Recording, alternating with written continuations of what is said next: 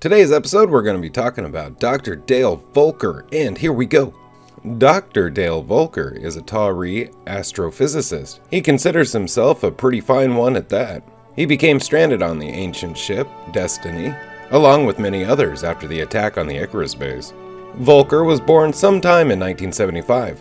He has demonstrated that he is rather well versed in classical music and composers, and recognizes the works of Mozart, Salieri, and Schubert, as well as the true name of the theme song to the film 2001: A Space Odyssey.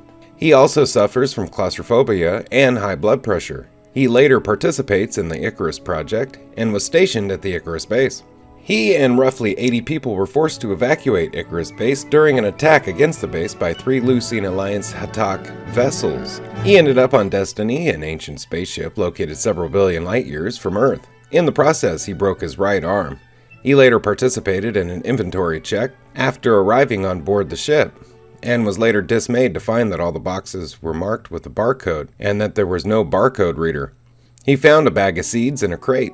He was in the control interface room when Dr. Nicholas Rush and Colonel Everett Young decided who would be on the off-world team that was going to be sent to the desert planet. However, he wasn't selected for the team.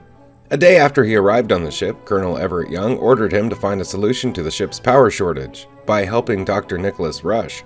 Volker went reluctantly to help him, but because of Rush's nicotine and caffeine withdrawal, he threw him out of the room after a brief conversation. He and Young went back to the control interface room when Destiny jumped out of FTL and discovered that all the power was disappearing. Volker, Young, and Rush went into the gate room, and Rush declared that all of the ship's power reserves were depleted. He recorded a message on a Kino that was later sent into space as a message in a bottle. He was in the observation deck when Destiny flew through Big Bertha's atmosphere. The following day, he was in the gate room with the rest of the expedition when Young said that the ship was on a collision course with a star, and that they would have a lottery to choose 15 people who would go on the ancient shuttle to a habitable planet to survive. He was not elected in the lottery, and after the shuttle left Destiny, he sat in a room alone, playing cards. A few days later, Dale was in the mess hall and talked to Dr. Jeremy Franklin, and Franklin said that 40,000 liters of water had disappeared from the ship's water tanks. Volker also said that they had not been drinking it. Franklin responded that it was not a surprise, that there were more to what the military personnel are telling them, and that they might be controlling the water supply, so as to control the civilians. Several weeks later, when the International Oversight Advisory developed a plan to get home, he was optimistic about the plan.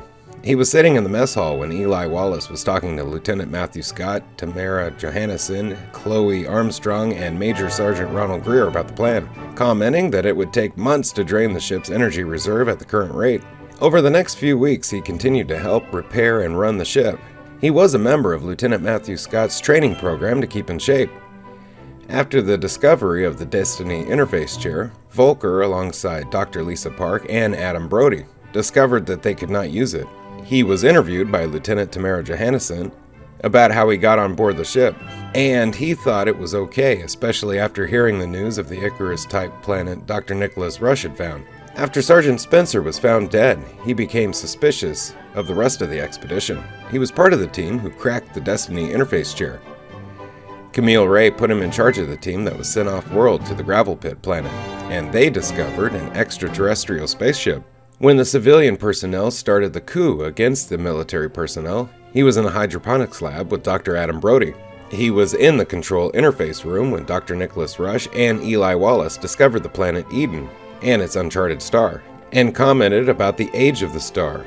The planet should be a ball of molten lava. Sometime later, when Destiny had jumped out of FTL and dialed the Ruins planet, he was in the gate room. After that, Eli Wallace and Chloe Armstrong saw the video feed of a Kino that they had sent to the planet and noticed the first evidence of a civilization of all the planets that they had visited. He then went back to the planet to rescue Lieutenant Matthew Scott, Eli, Chloe, and Master Sergeant Ronald Greer. When they failed, he went back to Destiny before it jumped back to FTL. 2 days later, he was in the control interface room and met with Dr. Adam Brody, Dr. Nicholas Rush, Colonel Everett Young, and Camille Ray, when Rush said that the Destiny would not cope with the void between the galaxies. When Brody suggests that they could increase engine speed, Dale replied that it would be dangerous as they did not know how the engines worked. During the Lucine Alliance invasion of Destiny, he used the long-range communication stones to switch bodies with Dr. Zinkler in order to treat the wounded. Shortly after the invasion, he was part of a team that was sent to an unnamed planet in an ancient shuttle to replenish the food and water supplies. During re-entry, the shuttle lost power and crashed on the planet. After Lieutenant Matthew Scott and the rest of the team unburied the Stargate, he returned to Destiny. 2010. After feeling unwell for about a month, Volker goes to Lieutenant Tamara Johannesson for some help, for something to help him sleep, and then collapses. TJ discovers his high blood pressure problem, which he admits he covered up because he ran out of medication soon after arriving on Destiny, and didn't think TJ could do anything about it. TJ explains that they have medicinals that would have worked and runs tests on him. TJ's tests reveal that Volker has end-stage renal failure, and the only option on Destiny is a kidney transplant. Master Sergeant Ronald Greer volunteers after discovering that he is a compatible donor, and before the procedure, he takes Volker to the Destiny Garden as Volker was reminiscing about his backyard at home. The surgery goes well at first, and TJ gets the kidney, but as she's about ready to put it in Volker, a power surge knocks out Destiny's database. Thanks to the help of Dr. Amanda Perry, whose consciousness is now part of the ship, TJ completes the transplant. It seems to work, and Volker later goes for a walk with Dr. Lisa Park's help. Later, he enters a stasis pod for the trip to the next galaxy.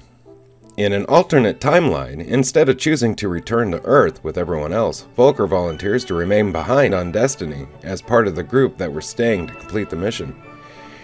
When things got too unstable, he and the rest of the volunteers headed through the Stargate too. But like everyone else except for Colonel David Telford, he didn't make it to Earth and was presumed dead. However, he ended up on a planet that he and the other survivors called Novus, 2,000 years in the past. 6 weeks later, Volker suffers from renal failure and becomes the first fatality on Novus, as there is nothing Lieutenant Tamara Johannesson can do for him on Novus. Master Sergeant Ronald Greer and Dr. Lisa Park named their first baby after him.